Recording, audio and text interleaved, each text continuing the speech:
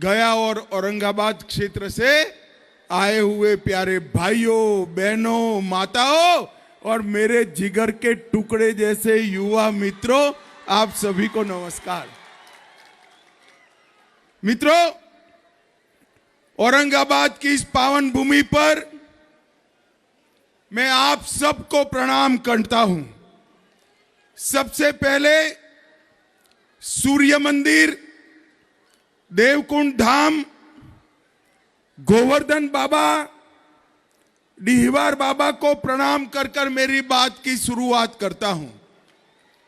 इसके साथ साथ महान स्वतंत्रता सेनानी सत्येंद्र नारायण सिंह और डॉक्टर अनुग्रह नारायण सिंह को भी याद कर कर मेरी बात की शुरुआत करना चाहता हूं।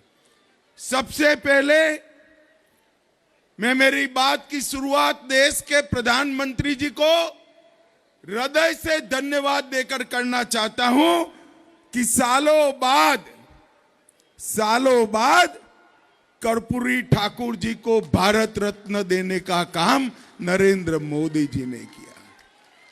कर्पूरी ठाकुर के वखान तो बहुत लोग करते थे, लालू जी भी कसीदे पढ़ते थे, सत्ता पर आए गए, कांग्रेस पार्टी सत्ता पर आई गई, मगर कर्पूरी ठाकुर जी का कभी सम्मान नहीं किया। नरेंद्र मोदी जी ने कर्पूरी ठाकुर जी को सम्मान कर कर समस्त पिछड़ा समाज का सम्मान करने का काम नरेंद्र मोदी जी ने किया है। भाई और बहनों, इस बिहार की महान जनता ने 2014 में हम आए थे, तब 40 में से 31 सीटें दी। 19 में फिर से आए, 40 में से 39 दी, एक बाकी रख दी थी। इस बार मेरा आपसे प्रार्थना है कि इस बार 40 की 40 सीटें एनडीए की झोली में डाल दी। पूरा एनडीए का कुनबा यहां बैठा है, कुशवाहा जी बैठे हैं, मांझी जी बैठे हैं, पशुपति पारस जी बैठे हैं, भाजपा के नेता बैठे हैं। एक बार मोदी जी को 400 पार करा दो, मैं आपको वादा करता हूं कि मोदी जी ने जो कहा है कि इस देश का अर्थतंत्र दुनिया में तीसरे नंबर पर पहुंचेगा, वो वादा मोदी जी का सच हो जाएगा। भाई और बहनों, मोदी जी को तीसरी बार प्रधानमंत्री बनाने का मतलब है हमारे अर्थतंत्र को संसार में तीसरे नंबर का अर्थतंत्र बनाना। मोदी जी को प्रधानमंत्री तीसरी बार बनाने का मतलब है चंद्रयान, मंगलयान और आदित्ययान तीनों की सफलता दर्ज करना। और मोदी जी को तीसरी बार प्रधानमंत्री बनाने का मतलब है कश्मीर, नॉर्थ ईस्ट और पूरे वामपंथी उग्रवादी क्षेत्र से वामपंथी उग्रवाद का सफाया कर देना। भाई और बहनों, मैं आज आप सभी को पहले पूछना चाहता हूं, अयोध्या में राम मंदिर बनना चाहिए था या नहीं बनना चाहिए था? जरा जोर से बोलो, बनना चाहिए था या नहीं बनना चाहिए था? 75 साल तक एक गठबंधन की पार्टियां, कांग्रेस पार्टी, लालू प्रसाद यादव राम मंदिर को लटकाते रहे, भटकाते रहे, अटकाते रहे। आपने मोदी जी को दूसरी बार प्रधानमंत्री बनाया। 5 साल में ही मोदी जी ने केस भी जीता, भूमि पूजन भी किया और राम लल्ला को अपने भव्य मंदिर में बिठाने का काम भी 22 जनवरी को कर दिया।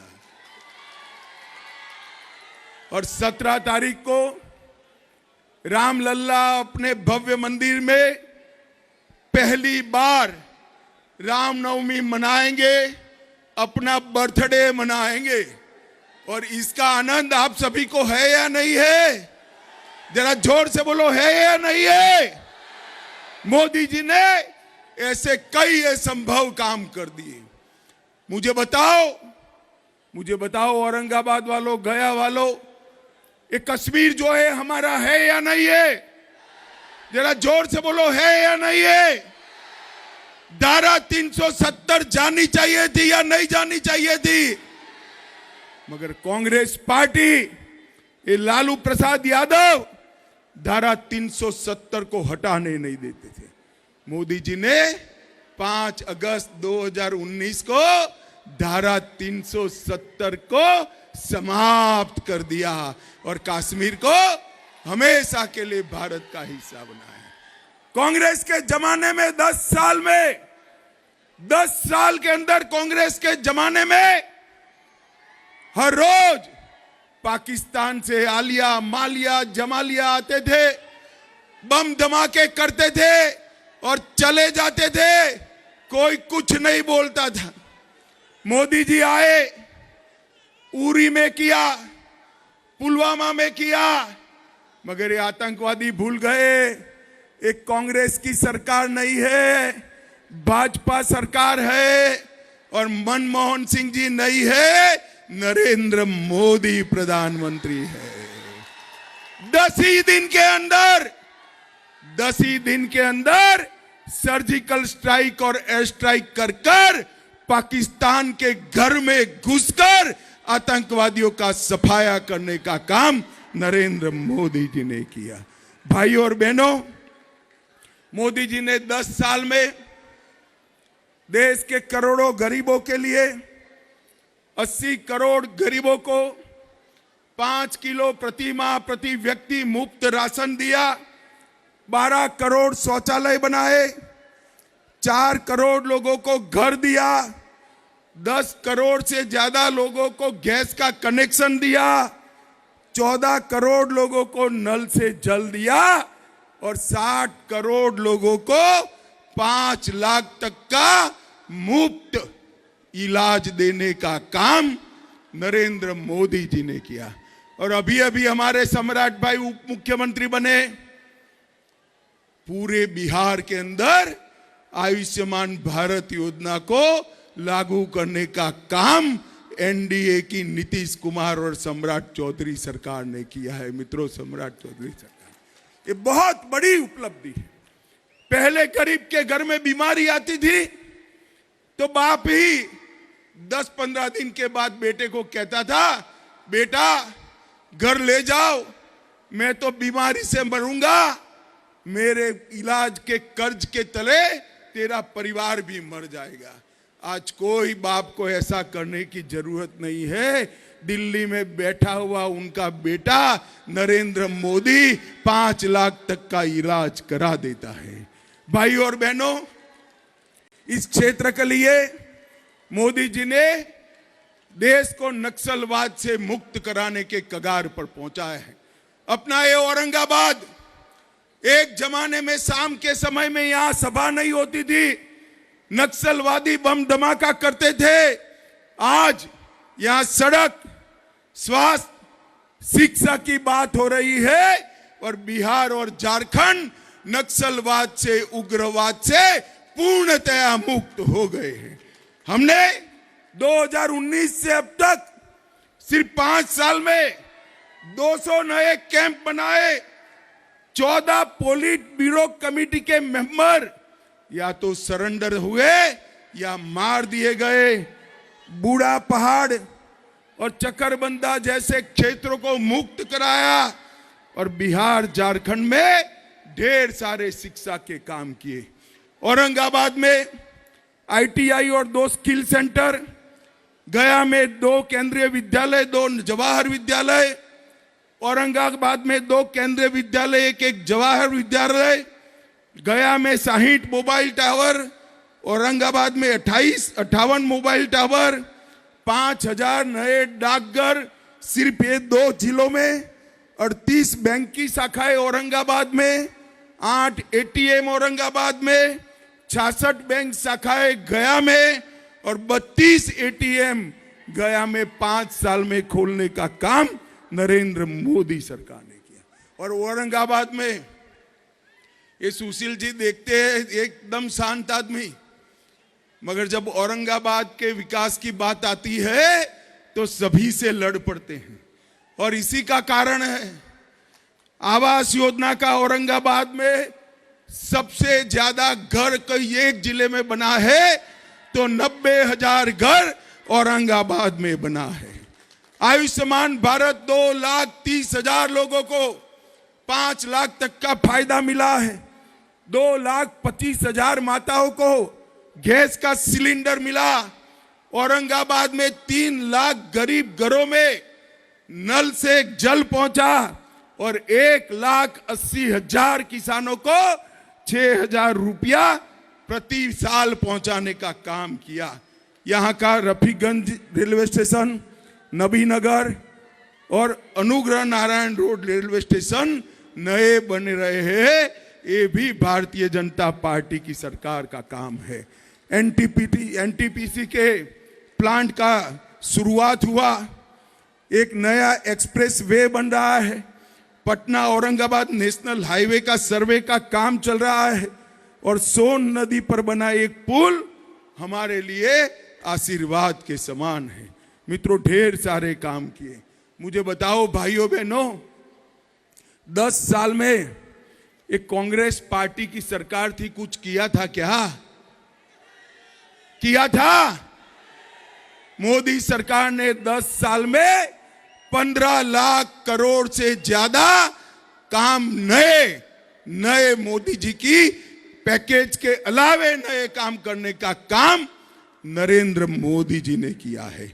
और मित्रों, एक कांग्रेस पार्टी तुष्टीकरण करने वाली पार्टी, कांग्रेस की 4 पीढ़ियां, नेहरू जी, इंदिरा जी, राजीव जी, सोनिया जी और अब राहुल जी, सारे के सारे लोग तुष्टीकरण में मानते हैं। इन्होंने कहा है कि हम मुस्लिम पर्सनल लॉ को फिर से लाएंगे। भाई मुझे बताओ, ट्रिपल तलाक समाप्त होना चाहिए या नहीं होना चाहिए? जरा जोर से बोलो, होना चाहिए या नहीं होना चाहिए? धारा 370 जानी चाहिए या नहीं जानी चाहिए? यूसीसी आना चाहिए या नहीं आना चाहिए? कांग्रेस पार्टी तुष्टीकरण की राजनीति करती है। इनके एमपी कहते हैं उत्तर भारत और दक्षिण भारत 2 टुकड़े कर दो देश के, और राहुल गांधी चुप बैठे हैं, सोनिया गांधी चुप बैठी है। अरे कांग्रेस वालों, शर्म करो, शर्म करो। कितनी बार देश तोड़ोगे? एक बार 47 में तोड़ दिया। अब मैं कहता हूं आपकी हिम्मत नहीं है, हिम्मत कर दिखाओ। ये नरेंद्र मोदी का राज है, ये देश को हम टूटने नहीं देंगे मित्रों, नहीं देंगे। कांग्रेस पार्टी वोट बैंक के लिए कुछ भी करती है। मुझे बताओ भाई, पीएफआई पर बैन लगाना चाहिए या नहीं लगाना चाहिए? इसका भी ये विरोध करते हैं। राष्ट्रीय जनता दल के नेता हमारे रामचरितमानस का विरोध करते हैं। राजद के नेता वंदे मातरम गाने का विरोध करते हैं। मित्रों, ये लोग विकास नहीं कर सकते, ये लोग देश को एक नहीं सकते। ये कर सकते हैं तो केवल और केवल भ्रष्टाचार कर सकते हैं, भ्रष्टाचार कर सकते हैं। ये दोनों पार्टियां, कांग्रेस पार्टी और आरजेडी, 12 लाख करोड़ के घपले, घोटाले, भ्रष्टाचार किए, 45 से ज्यादा स्कैम किए हैं और अभी भी मन नहीं भरा है। अरे शासन कैसा करना चाहिए मैं बताता हूं। 23 साल से मोदी जी मुख्यमंत्री और प्रधानमंत्री है। मोदी जी पर 4 आने का भ्रष्टाचार का आरोप कोई नहीं लगा सका मित्रों, कोई नहीं लगा सका। ऐसा नेतृत्व चाहिए। भाई और बहनों, अभी कुछ लोग सहारा के पेमेंट की डिमांड कर रहे थे। सुनो ना भाई, काम की बात बताता हूं। कुछ लोग, बैठ जाओ, मैं समझता हूं, बैठ जाओ। कुछ लोग सहारा के पेमेंट की बात कर रहे थे। नरेंद्र मोदी सरकार ने सहारा में कोऑपरेटिव में जितने लोगों को इन्वेस्टमेंट है वो सारा इन्वेस्टमेंट वापस करने का निर्णय किया है।